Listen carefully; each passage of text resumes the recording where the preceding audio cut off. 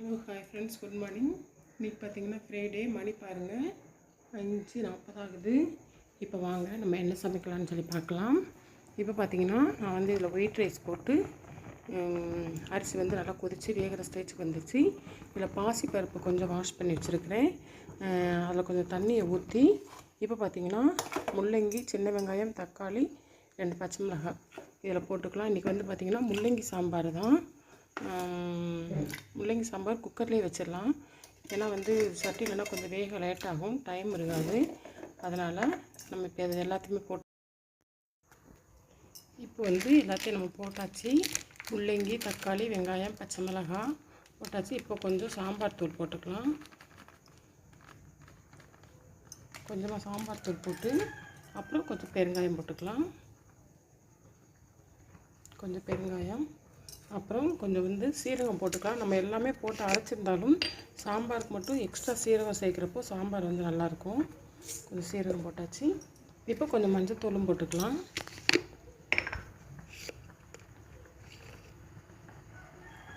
கொஞ்சமாக ஒரு 1/2 ஸ்பூன் கிட்ட மஞ்சத்தூள் போட்டாச்சு.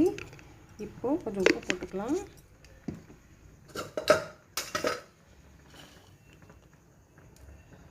கொஞ்சமாக உப்பும் போட்டாச்சு.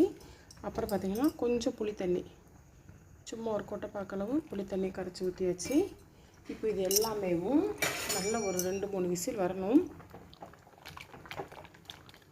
நல்லா ஒரு கிளறி விட்டுட்டு குக்கர் மூடி வச்சு மூடி போட்டுடலாம். குக்கர் மூடி போட்டாச்சு. ஒரு 2 விசில் வரட்டும். ஏன்னா பாசிப்பருப்பு தானே சீக்கிரம் வெந்துடும். இங்கிட்டு வந்து அரிசி வந்து வெந்துட்டுருக்கு. அடுத்து என்ன பண்ணலான்னு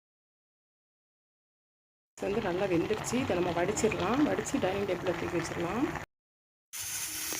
இப்போது நல்லா சாம்பார் வந்து 3 விசில் வெந்துருச்சு, மேலே வந்துருச்சு. நம்ம ஆஃப் பண்ணிடலாம். இதில் வந்து பார்த்திங்கன்னா பதிமுக தண்ணி வச்சுருக்கேன். பதிமுக தண்ணி நல்லா கொதிக்கட்டும். ஃப்ரெண்ட்ஸ், இப்போ நல்லா வந்து காலிஃப்ளவரை க்ளீன் பண்ணி எடுத்தாச்சு. காலிஃப்ளவரில் வந்து என்றைக்குமே பார்த்திங்கன்னா அந்த தண்டு பகுதியெல்லாம் வந்து நம்ம வேஸ்ட் பண்ணக்கூடாது. ஹார்டாக இருக்கிற தண்டு பகுதியை மட்டும் கட் பண்ணி போட்டுட்டு இதெல்லாம் வந்து போட்டுடணும். நான் எப்பயுமே இந்த மாதிரி போட்டுருவேன். இதில் தான் சத்துக்கள் வந்து அதிகமாக இருக்கும். நல்லா வந்து புழு எது இருக்கான்னு பார்த்து நல்லா க்ளீன் பண்ணி எடுத்தாச்சு. இருந்தாலும் இன்னொரு வாட்டி நம்ம இதில் என்ன செய்யணும் தெரியுமா, நல்லா தண்ணி ஊற்றி கொஞ்சம் மஞ்சத்தூள் போட்டு ஒரு கொதி, அப்போனா ஒரு கொதிச்சு வந்த உடனே புழுவெல்லாம் உள்ளே இருந்தாலும் சப்போஸ் நம்ம கண்ணுக்கு தெரியாத புழுக்கள் நல்லா நம்ம பார்த்துட்டோம், இருந்தாலும் வந்து அது இன்னொரு வாட்டி நம்ம க்ளீன் பண்ணுறதுக்காண்டி இந்த மாதிரி போட்டு தண்ணியில் ஒரு கொதிச்சு வந்த உடனே நம்ம வடிகட்டிட்டு மசாலாலாம் தடவி பொரிச்சிடலாம். இப்போ வந்து இது நல்லா கொதிக்கட்டும். ஃப்ரெண்ட்ஸ், இப்போ வந்து இதில் நல்லா நெய் விட்டுருக்கிறேன். நெய் நல்லா உருகட்டும். சாம்பாருக்கு வந்து கொஞ்சம் நெய்யும் எண்ணெயை ஊற்றி தாளித்தோம் அப்படின்னா நல்லாயிருக்கும். நெய் கொஞ்சம் நல்லா உருகட்டும். உருகினதுக்கப்புறம் இதில் வந்து பார்த்திங்கன்னா கடுகு, கருவேப்பிலை, வத்தல் பூ வச்சுருக்கிறேன். சில நெய் போட்டுருவோம். நெய் நல்லா உருகிடுச்சு. பாசிப்பருப்பு சாம்பாருக்கு நெய் மட்டும் கூட போட்டு தாளிக்கலாம், இல்லைன்னா எண்ணெய் ஊற்றி தாளிக்கலாம். நான் வந்து இன்றைக்கி நெய்யிலே தாளிக்கிறேன் பாசிப்பருப்பு சாம்பாரை. பார்த்திங்கன்னா நான் என்ன நெய் யூஸ் பண்ணுறேன்னு பார்த்திங்கன்னா ஜிஆர்பி நெய் தான் யூஸ் பண்ணுறேன். இப்போ இது எல்லாமே பொரிஞ்சு வந்த உடனே நம்ம வந்து குக்கரில் ஊற்றிடலாம். சாம்பாருக்கு முள்ளங்கி போட்டு பாசிப்பருப்பு போட்டு வச்சுருக்கோம் இல்லையா, அந்த குக்கரில் நம்ம இதை எடுத்து கொட்டிட்டோம் அப்படின்னா சாம்பார் ரெடி. இப்போது நம்ம வந்து நல்ல நெய்யில் வந்து கடுகு, உளுந்தம் பருப்பு, கருவேப்பிலை, வத்தல் 3மே போட்டு நல்லா தாளித்து கொட்டியாச்சு. அவ்வளோதான், பாசிப்பருப்பு சாம்பார் வந்து ரெடி. இதில் பார்த்திங்கன்னா பதிமுக தண்ணி வந்து கொதிச்சிட்ருக்குது. இதையும் ஸ்டவ்வை ஆஃப் பண்ணிடலாம். இப்போ வந்து காலிஃப்ளவர் நல்லா கொதிச்சிருச்சு. இதை இறக்கி நம்ம பொரிச்சிடலாம். நான் இதை இறக்கி வச்சுட்டு இப்போ வாக்கிங் போயிட்டு வந்து அதை பொரிக்க போகிறேன். அடுத்து வந்து நான் என்ன செய்கிறேங்கிறத பார்க்கலாம். ஏன்னா டைம் ஆயிடுச்சு. அதனால் இறக்கி நல்லா மசாலாலாம் தடவி வச்சுட்டு போயிடுவேன். எப்படியும் போயிட்டு வரதுக்கு 1 ஹவர் ஆகும். 1 ஹவரில் வந்து மசாலா நல்லா பிடிச்சிக்கிறோம் காலிஃப்ளவரில். அப்புறம் நம்ம பொரிக்கிறதுக்கு ஈஸியாக இருக்கும். போயிட்டு வந்து நான் என்ன பண்ணுறேன் அப்படிங்கிறத சொல்லலாம். பதிமுக தண்ணியும் ரெடி ஆயிடுச்சு. Okay, bye. இதுக்கு ரெட் சில்லி பவுடர், கார்ன்ஃப்ளவர் மாவு, கொஞ்சம் சீரகத்தூள் போட்டிருக்கேன். இப்போ வந்து இதெல்லாம் நம்ம மிக்ஸ் பண்ணி வச்சுட்டு போயிடலாம். வாக்கிங் போய்ட்டு வந்து என்னென்னு பார்க்கலாம். ஃப்ரெண்ட்ஸ் பாருங்கள், வாக்கிங் போய்ட்டு 7:15 வந்துட்டோம். இப்போ பார்த்திங்கன்னா நம்ம வந்து மசாலா உப்பு இதில் அப்போ உப்பு சொல்ல மறந்துட்டு உப்பெல்லாம் போட்டு நல்லா பரட்டி வச்சுட்டு போனது நல்லா உணர்ந்துருக்குது. இப்போ நல்லா எண்ணெய் காஞ்சிட்டு இருக்குது. இதை நம்ம ஒவ்வொன்றா வந்து போட்டு எடுத்துக்கலாம். இதில் நான் என்னென்ன சேர்த்தேன்னு பார்த்திங்கன்னா, அதான் வத்தப்பொடி, உப்பு, கொஞ்சம் கார்ன்ஃப்ளவர் மாவு, கொஞ்சம் சீரகத்தூள், அவ்வளோதான் சேர்த்துருக்குறேன். இப்போ அதை நல்லா வந்து போட்டு எண்ணெயில் போட்டு பொரிச்சு, ஏன்னா வந்து நான் அன்றைக்கே காலிஃப்ளவர் பொரிக்கிற வீடியோ போட்டிருப்பேன். என் பொண்ணு வந்து அன்றைக்கி பொரிச்சது நல்லா இருக்குமா, மயோனீஸ் கூட வச்சு சாப்பிடுவோம், அவன் சாப்பிடுவா, அது நல்லா இருக்குமான்னு கொஞ்சம் பொரிச்சு கொடுங்கண்ணா. அதான் மீதி காலிஃப்ளவர் இருந்தது, சரி இன்றைக்கி போட்டு பொரிச்சிடலான்னு நான் பொரிக்கிறேன். ஓகே ஃப்ரெண்ட்ஸ், இப்படி நம்ம எல்லா காலிஃப்ளவருமே பொரிச்சு எடுத்துகிட்டு உங்கள்கிட்ட காட்டுறேன்.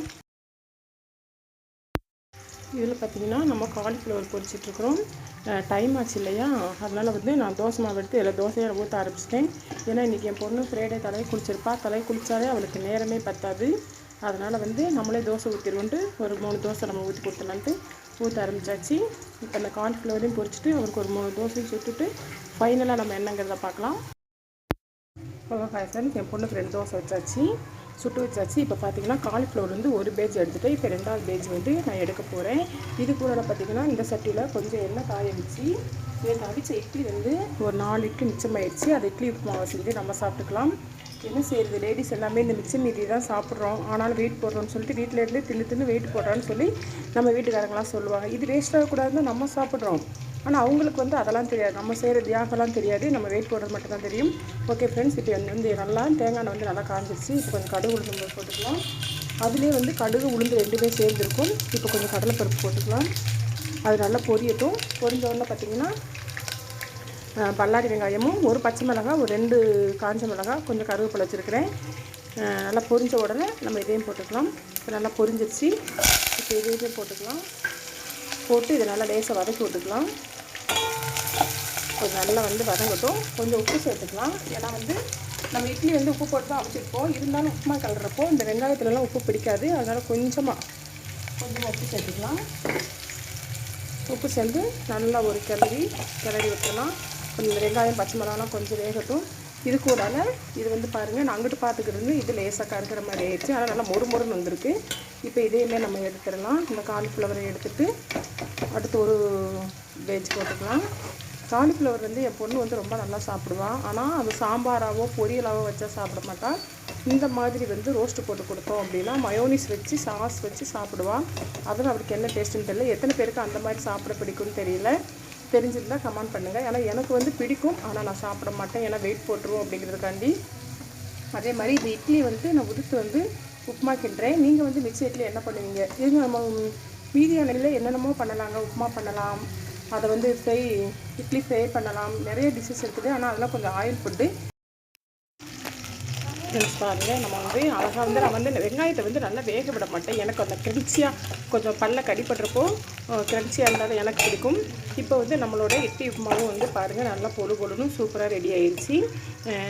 எத்தனை பேருக்கு இட்லி உப்புமா பிடிக்கும்னு சொல்லுங்கள். இட்லியில் நிறைய டிஷ்ஷஸ் பண்ணலான்னு சொன்னேன், பாதிலே அது வந்து கட் ஆகிடுச்சு.